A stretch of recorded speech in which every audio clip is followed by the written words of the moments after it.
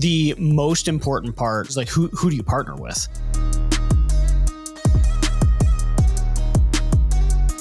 Is really hard to trust people when you don't have control. What if we just partnered in a way that made sense? You know, I'm just going to throw this out here, John. There's only 4 cities in between us.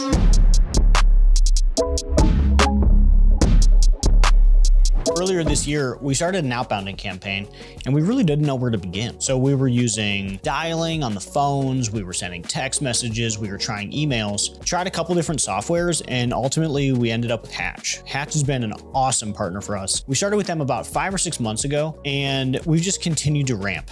Every month we add 3 or 4 more automations. And my personal favorite thing about working with Hatch is Hatch comes out of the box ready to go. With Hatch, you get automated multi-touch outreach across text, voicemail drop, email, and a ton more. So every single lead that you have gets worked. Every invoice that you leave gets retouched and rehashed. And it's freaking awesome. Check out usehatchapp.com/OAO.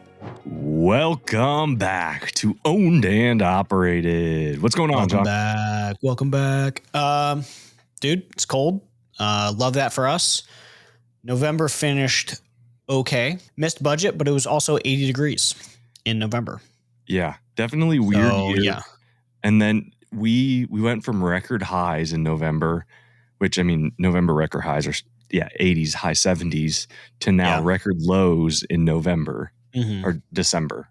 So it's December, kind of weird. I'm not mad about it though. We had a real big cold snap, and for plumbing and HVAC, we have been overbooked, which has been really nice.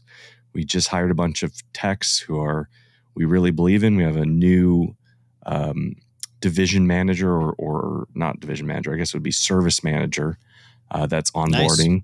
So we're really excited about that in HVAC. But yeah, man, really, weather's good. Weather's good. It always helps. Yeah, I think we sold 62,000 yesterday in HVAC. Feeling pretty okay. Yeah. Boom. I mean, that's halfway to now your goal's more, but the 100K a day. I'm excited for ours. Yeah, we aim for about 122 a day. Yeah, we're still trying to. I have my meeting this Friday with our accounting team. We're getting closer to having that number. Now, you don't know how excited I am to have a number where I'm like, this is actually like how I need to make decisions based off this. Because a lot of times it's just, I'm making decisions because I'm making decisions, not because I have an actual in-stone goal for a reason that's coming through. Yeah. So John, we talked offline. We have a situation, which I'm not going to go into too much discussion on this podcast, but we are in need of not a huge amount of cash. It's really just enough that would hurt to pull out a cash flow. Like we have it technically in the reserve or in our working capital, but I mean, it would really put us in a rough spot going into January, February. And so we were just discussing options. Hey, line of credits with big banks. I mean, you could probably get that on a line of credit pretty easily, whatever the case may be. And you brought up a really, really interesting idea, which we've been kicking around. I mean, we've been actually kicking this around for a long time, but this was another angle at it of some sort of, not necessarily divesting, but like essentially selling off a small portion of the company, but not for a reason of just picking up some extra cash flow, but more so from there's enough high-level players in the space that you could get some additional benefits, almost like a best practices playbook from these individuals. Can you talk more about that? Where the idea came from and how you envision it? Yeah, it was kind of funny because like the moment I said it and I started like rattling off the benefits, I was like, shit, this actually makes a ton of sense. But it's also like pretty dang close to the benefits of PE. I think the difference is it's like operations focused and like real partnership. But yeah, the idea is, and I shot this over to a couple friends because I was just like, hey, like, what do you think of this? Because I think it makes sense. So as Wilson, we're getting ready within the next 12 to 14 months to launch another location. And let's say in the first year of that new location, I launch wherever it is, I'm going to invest $1 million. into that location. That could be marketing or, OpEx, whatever. So $1 million.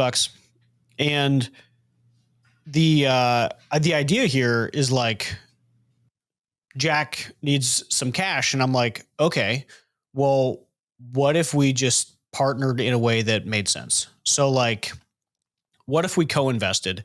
Because I think what's really, when I think of the advantages that we have that smaller companies don't, it's kind of outrageous. Just like a company that's 4 or 5 times my size has like insane advantages over me too. So I think, it all makes sense. It all stacks. Yeah. But basically the idea is like, look, if I buy my HVAC equipment for half of what you spend, if my Service Titan is half of what you spend, if my benefits cost half of what your benefits cost, if my entire cost structure is better, if I have a more developed call center, more developed accounting, more developed HR, a co-investment starts to make a ton of sense. And again, this is just like growing into a market with like PE. So that it's not complicated. It's just we're not PE. So if we said, hey, do you want $1 million? We're going to invest every penny of that $1 million further into your business. Maybe, we, depending on the current value of your business, that's going to get us something. And then we bring our entire cost structure and set of resources to bear. So that way, even though you own less of the business, you would end up making a ton more money because your HVAC equipment would get cut in half. Suddenly you'd have VMI, which you don't have VMI right now. Suddenly you would get a full HR department. You'd get better accounting. And again, I think it's the same value prop that PE comes in with. So if PE was talking to me, they'd be the same thing. Like, hey, we buy better. We have better. It's all the same stuff. It's just moving downstream. Yeah. The interesting part though, is I don't know if that's true in terms of like, yes, the PE is very good at throwing money around, right? They're very good at getting cheaper purchasing and getting good deals, and they have people in their office that can go. But where they lack and where, you seem to have a lot of issues on the PE side, at least from what I've seen, and operators who I've talked to, is they don't understand the operations side, right? So yeah. That's that. I think there's a huge value kind of in those two differentiating items. Is A, you still get some of the buying power, right? As you mentioned, like just in a hypothetical world where Wilson Co. went and did this, yeah, right? We as Rapid wouldn't get as great of buying power as we would have if we went PE. So you get like 70, 80% of that. But what we get is a person on our team for best practices who understands operations, who understands back office and how you structure payroll and everything that's been vetted and true and tested. That's where I think is interesting is you actually get this best practices side, which, I think on the PE side actually gets a tarnished name because they do private equity in general, not anybody in particular, is known for, strip mining the business out of. Yep. Whereas I think a best practices group would actually elevate the business versus trying to leverage everything out of it. Yeah. I mean, I think it ends up being kind of a win-win because I started unpacking this and then I texted some other people. I was like, hey, would you even be open to something like this? Like if I wanted to put $1 million into your market, I will go further if I have a platform to build it in. Like, and if you're doing $4 or $5 million, another $1 million, like you'll do 10 million that year. Or like, it'll explode the business. And it doesn't necessarily need to if I just put $1 million in and started from zero, I might only end the year at $2 or $3 million. So like it's a huge win for me. But then on the other person's side, like, yeah, they would own less of the company, but a lot of the expenses would go away or they would just be reduced. Just because we have a better cost structure. So you'd basically get built into the cost structure. Again, this really is pretty similar to a private equity playbook. I don't think I'm inventing anything here. It's just I haven't actually thought about sort of this like co-investment partnership before. And then we started talking to people and it was like, holy crap, actually this could be really effective. I understand the win for me, gets me into a new market, and it makes it way easier to get to scale in that market. Like I could get to scale in like 2 or 3 years. And then the win for them is they could still own a decent portion. Their business becomes worth way more. And then they probably make a lot more money just general take home, because the portion of the like profits that they have, the profits would like double or triple. Yeah. And I mean, interestingly enough, right? I don't think at any point in time, at least for me, right? It doesn't necessarily either have to be, right, you dump $1 million directly into the market. You could do some kind of subscription model too, where, it's 60 grand or 100 grand for the next 8 quarters.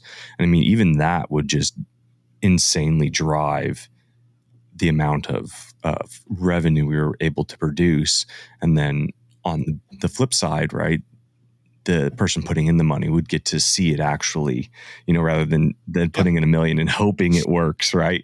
They actually get to see and have an exit clause if it doesn't, or some sort of thing. I'm sure there's more on the legal side that I have zero idea of. So everybody listening, neither John or I are lawyers in this space, although we do talk to private equity and see this. I mean, we are just spitballing here, kind of off the cuff.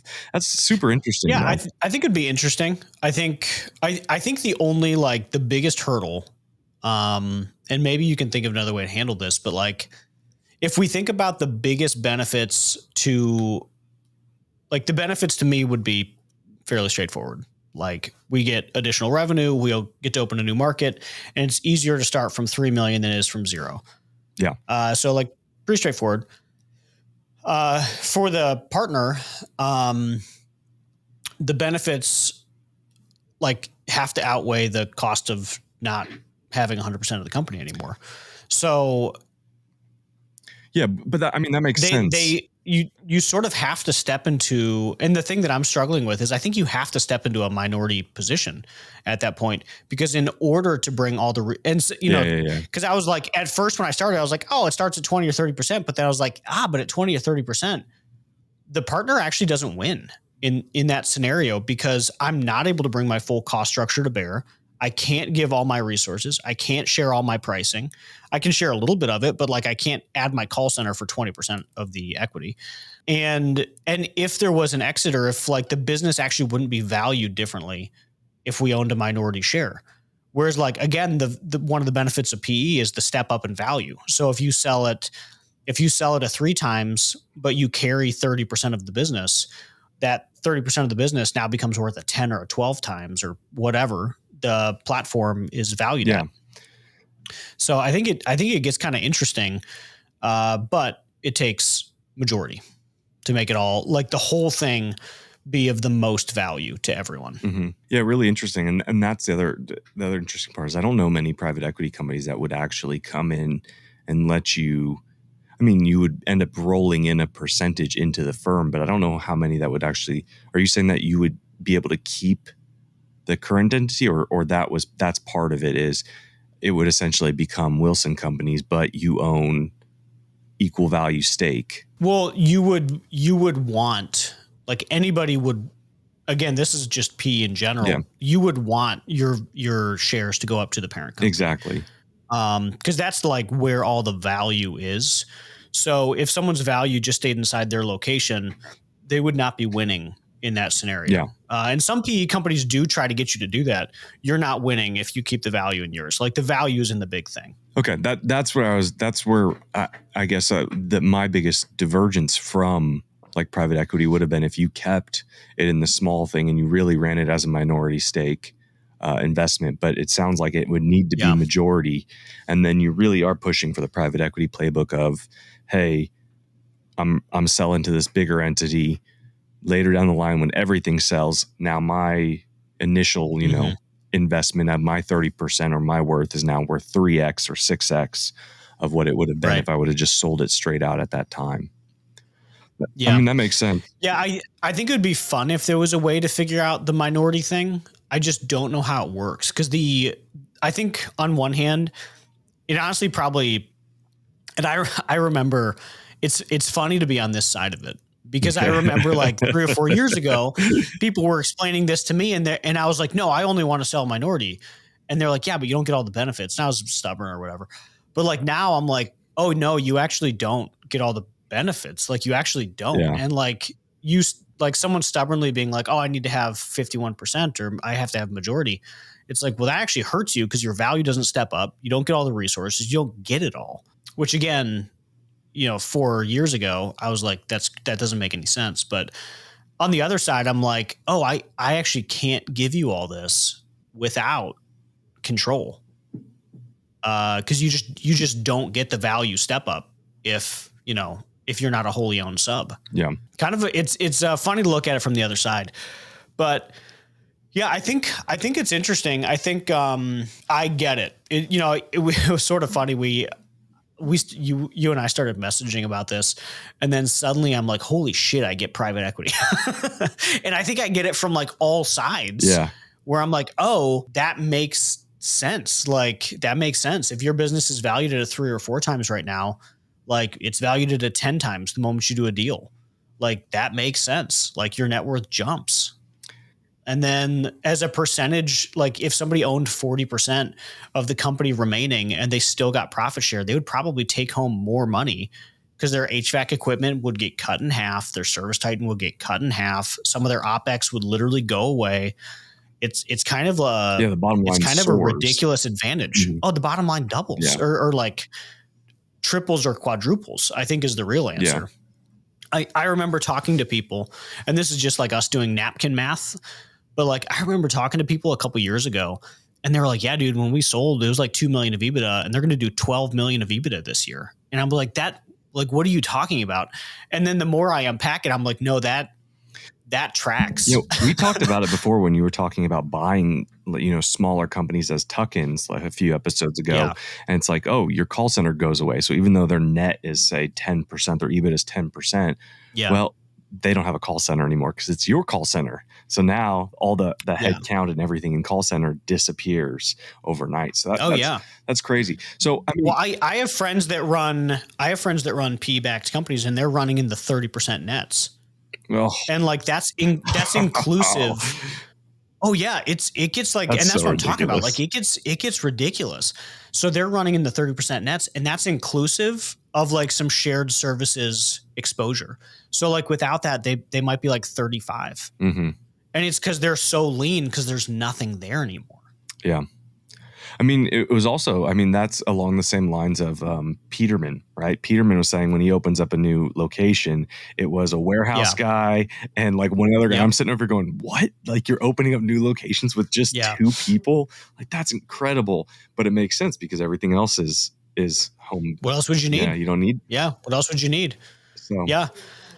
And then like each additional location, and again, this is me just like from the other side, I'm like, I totally get PE now. Like each additional location is just more distribution. So like if I brought on another $5 million of revenue, that means I get to negotiate better purchasing for all my stuff. I get to add better rebates. I get to drop my Service Titan users even more. I get to like spread more cost across more revenue. And it just, it just really makes a lot of sense. Yeah. And so let's juxtapose this, right? So now on the other side, right? So somebody who needs a little bit of cash, they go out and they raise, let's say not $1 million, but depending on the size, I guess that could be a small amount.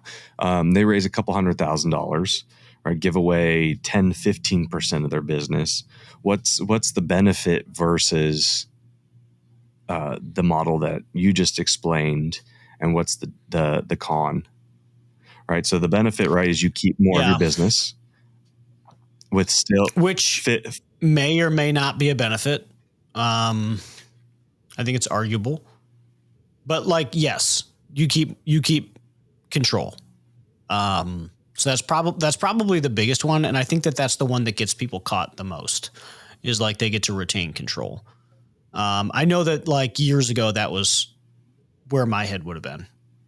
Well, you don't get to your size and still contain the same amount of ownership, right? That's the idea, is nobody's running a small business and trying to grow it and taking on investors to stay small.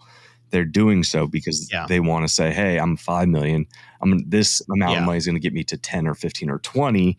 And I still retain 85% ownership versus selling the whole thing now, getting a better multiple. But I don't get any of the benefits. I think the issue is you don't get the benefits or cost or experience. So like And obviously I don't think I know it all. Like we're only in the mid-20s, but like Chris Hoffman's a great example. Like they're buying companies and Chris went from 10 to 150 million or whatever. And like they're bringing in the expertise and the team that went from 10 to 150 million. So like they will walk alongside you for that. And that makes a lot of sense to me that becomes the option, because I think like, yes, there's cost savings. Yes, there's all these different things, but somebody that just knows the path too. And like, instead of like, I think my point here is retaining control is good and bad. Yeah. Because for most people, like, yeah, if you own 100% of a tiny thing, it doesn't really matter. And like, if you're the one steering the ship, but you still own 85%, but you have no idea what direction you're taking that ship, like you don't win in that scenario. I was also going to say the risk profile, right? So, we had this really weird thing happen to us this year, which stops my heart when I think about it occasionally. So we went from a point this year where it was like last year or early this year, whatever, the amount of risk on the business itself didn't matter. Like I could cover it if it went belly up. And then, my nets, my personal finances are gone. I have to start at zero, but no bankruptcy, no complete destruction of, I don't lose my house. Yeah. And this year we bypassed that for the first time. We're at a point now where it's like, if the business goes under, I go under. Like I'm PG to a point where, that the $500,000 line of credit I have with Ford, if that goes under now I'm in trouble. So it's really interesting. And I think about that when somebody gets to your size and owns their entire business, like the amount of stress that becomes. Maybe it changes just because it's like, it was so long ago that you passed that point. But, I know that for me, the moment that I passed that, I went, oh, this actually it makes me feel a way that I don't think I like. And so, you're right. So not selling or not by keeping majority ownership and now having other people's money to worry about. I could imagine that. Well, and the problem with recently we've been experimenting with lead aggregators, and one of the ones I'm most excited about is a company called Modernize. So what Modernize does is they do direct inbound calls for home improvement. So it's a direct phone call booking, which is way easier to book and has a much higher book rate than an Angie's List or something like that, where you have to sort of recontact them and try to find that customer. Modernize has a direct connection to our call center. So that's been a huge win. It also has some of the services that we've really struggled to get good leads for: water heater replacements, HVAC units, and water damage restoration and water quality. Those ones have been challenging for us to get leads, and Modernize has been a really great partner for us. So make sure you check out modernize.com. The problem with minority contracts, and I got into this a few years ago because I looked at doing this. So this was like 4 or 5 years ago. I was like, okay, I want to sell 20%. And I want to bring on some money and I want to use it to scale. And I stubbornly believed that like I could figure it out, which like obviously we did, but I messed up a ton, and I would have probably preferred a guiding hand there. But the problem with minority contracts is they are not written in the favor. So like, if you sold 10% to me tomorrow or 20% to me tomorrow, I have to protect my 20%. Like I have to protect my capital infusion. And it is some dirty clauses. Like there's some, we actually had one happen around here because somebody used it as a reference for me. So I Googled it, and I think it was Jenny's Ice Cream, which was something that started in Columbus and it became like really popular. And she went to go raise money to grow, and she sold off minority share. And a lot of these minority share contracts, it's a different type of PE group, or it's a different type of partner that's going to be willing to take on minority, because it honestly exposes them to significantly more risk because they don't have control and they can't bring all their resources to bear. So they have a bunch of clauses where they can essentially just take the company away from you, which is what ended up happening with Jenny's. So she thought she was winning by retaining majority, but she ended up losing majority for free. Yeah. Like they took the company because of some decisions that she made, and she missed her cash flow covenants. I don't know all the different steps that it took to escalate it, but she sold minority and she lost majority, which like that was probably the most expensive mistake of her life. And she should have just sold majority. Right. Yeah. And that's super interesting. It's a weird world once you start getting into these contracts and, like I said, legal agreements and everything like that, because they can go in the opposite direction. Like nobody envisions, like Jenny didn't envision losing her company. She envisioned it would go smoothly and that this cash, injection would help her out and make her sky to the moon. But what happens if it doesn't? And that's another interesting thing. Well, with majorities, like you just walk away with the cash and it just doesn't matter. Like they fire you. Exactly. But with minority, like you lose control, you lose the company. Yeah. And so she lost the company. It's kind of a crazy story. I think the other part too is it puts you on a timeline, right? So nobody's investing in your company just for shits and gigs, for fun, because they just want to own a small portion of a small HVAC company. They're investing in your company because they want a return in a few years. And so it starts to this ticking clicker or time clicker, whatever. It does. And you have to return to them through some kind of liquidity event. And so that's also my other question, though, with the other way. I mean, in private equity, they have those timers, right? It's a 5 to 7 year horizon, and they need to get their money back to the investment bankers. But in terms of, an operator, that's where it gets interesting, is like that it's going to really depend who the large operator is that's doing this. Yeah. Who's the partner? Partner, because either A, there needs to be a long-term vision where, hey, we are going to chug along to this, or there needs to be some sort of exit availability. Because if you own 20%, you sit around for 5 years building their business. Like, at what point do you say, hey, I'm done? Yeah, I think Chris has a mechanism in place, and they're determined to not sell, basically. And he essentially, hey, we're going to grow the business together, and then I'll buy you out at a certain point. So there's a buyout clause with a predetermined multiple. Yeah. Yeah. That makes sense. That's the way you'd have to do it, just so, you always have that, and it still incentivizes you to grow it. It still incentivizes them to help you, and go from there.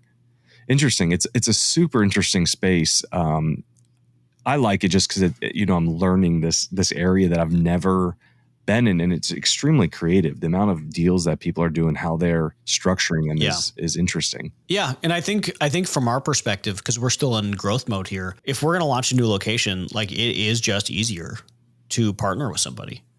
And I think the hardest part is like, who are you partnering with? Because I think like the limiting factor is always going to be the guy running the business. Yep. Like it's always going to be the problem. That was going to be my next question is what do you look at that? Because I mean, I get this question from people who are searching for business and, we're under contract on a, do you think I should buy this? What's the value of it? And I one of the first questions I ask them is, how long has that operator been running? And, more often than not, we get answers 30 years, 25 years. And I said, they're only doing 2 million, and they ran through, essentially the biggest run up of HVAC in forever, right? More $100 million businesses have been made, more than $10 million businesses have been made in the last 10 years than in any other time in the trade's history. Like, why did they miss it? And the answer is, it's probably operator. There's an issue with the operator.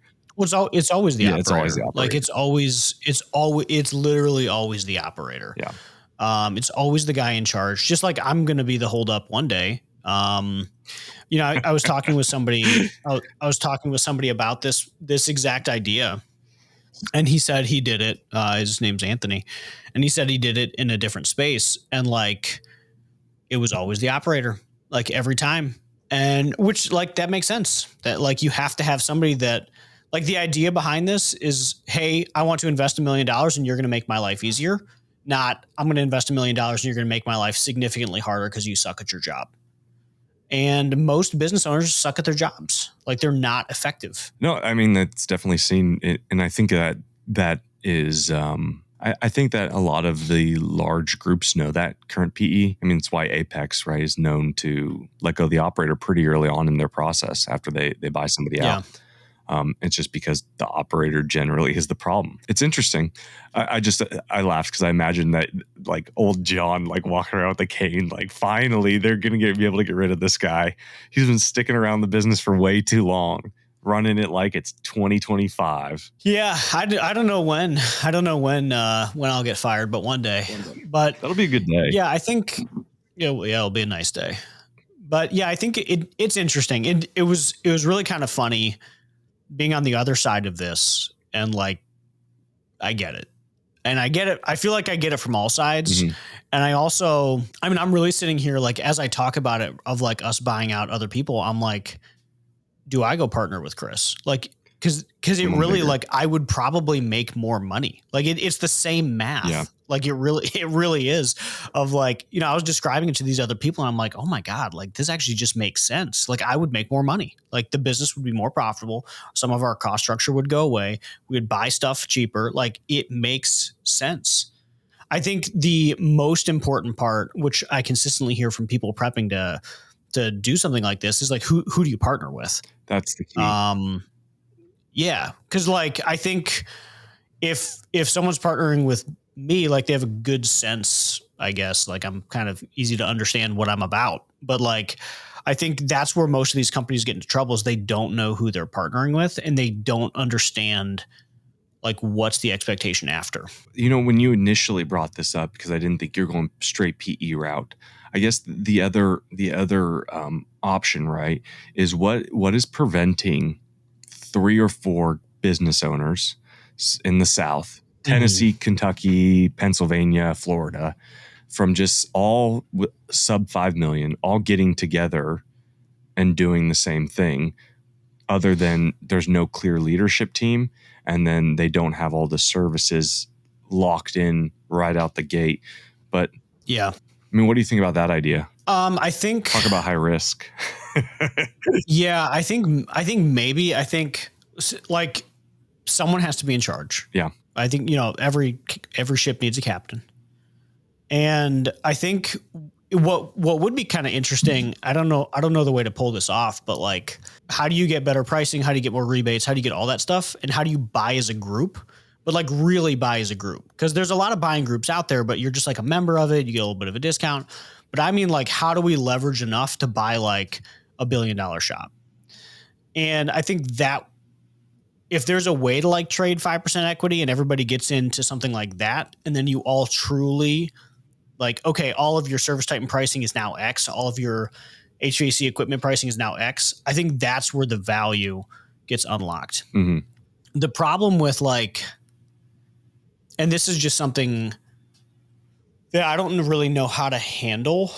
And maybe somebody out there listening does, but like, if you take over a minority, like you really have to trust the person. Like if I bought minority into someone's business, we looked at doing this project a couple of years ago. And I was working with my friend Isaac, and we had something called service starters or something. And it is really hard to trust people when you don't have control. Was that the one where you put it out there that you guys were going to go buy somebody a septic truck and then let them start the business essentially? Yeah, basically, yeah. I think we talked about that. Yeah. I applied. Yeah, I mean, it's an interesting idea. Yeah. I think it's an interesting idea because you get to, it like gives you scale without the work. But then the danger is like, you really have to trust people. And like, I don't know, without control over the cash, I don't know how to trust somebody with, I don't know how to do that. I think, because I feel like, I feel like it's just a big potential problem. It definitely is, right? A lot of people use their businesses, I mean, just as piggy banks. If you look at enough CIMs and you see enough people's financials and you go through this whole search process, I can't tell you how many times I've seen, oh, there's a $40,000, $50,000 Yep. slush fund of, Yep. this is Yeah, actually I business. remodeled my whole house. Yeah. It was $300,000. Yeah, I've seen it too. So I'm just like, imagine being a minority shareholder in something like that I'd be pissed. and trusting that it'd be crazy. It'd be insane. So like, because you made a capital investment. So I think that's a part of why the minority thing like is sort of intimidating to me, is because you're really putting an insane amount of faith in somebody to like be honest, when like as a category, small business owners in the trades do weird shit in their financials. Like they do. I'm laughing like, because it's an understatement. Like it is really oh my bad. God, everybody. And that doesn't make you a criminal. Like my dad used to use the business as a slush fund too. Everyone's company used to do it. But like at some point you have to professionalize, and most just haven't. So imagine making like a minority investment in that, expecting a return, expecting good financials, but they don't even have a bookkeeper, like expecting any level of clarity. And I don't think it's possible without control. Like I think you just need control, because then like you don't have to trust anybody. Is like you have to trust them to run a good business, but with the money out of the equation, it gets easier to trust. Yeah, definitely. Yeah, I've always said if they're going to lie to the government, they'll lie to you. So I mean that's a big one, because you risking jail time to lie to the government. Then you are small fry. Yeah. Or like suit. Like I've talked to so many people that are franchise owners, and like they'll openly share with you like how they defraud the franchise of royalties. They're like, oh yeah, I started this other business over here.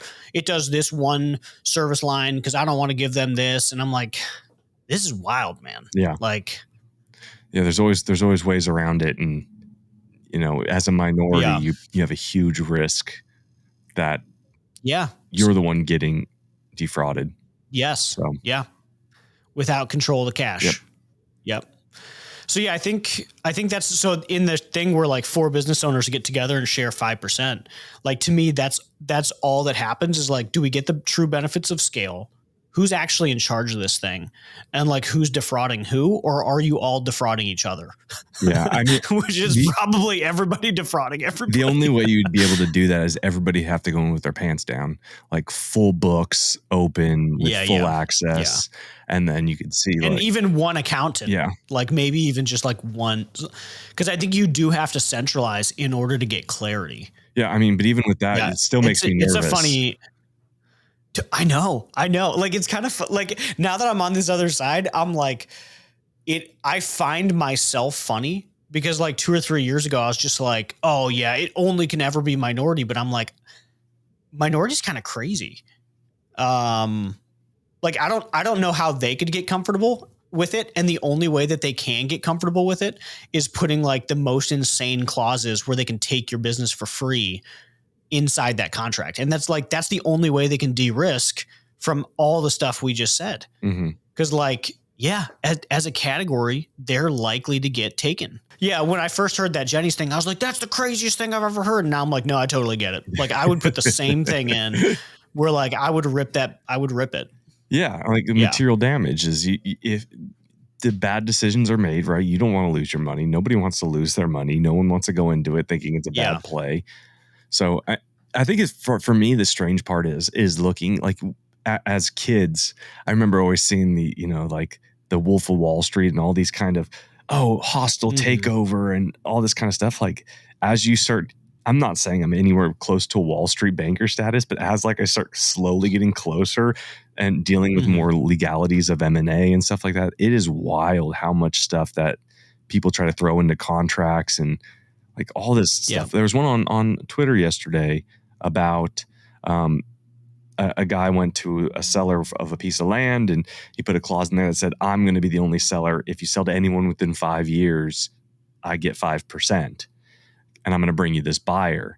But like he blanketed that, and not to just this buyer, but to any buyer that you sell to, I get 5%. I'm going, wow, that is wild. And people just, they don't read the contracts. They don't read the legal agreements, and they pencil whip them and off to the races. So it's wild out there. Wild.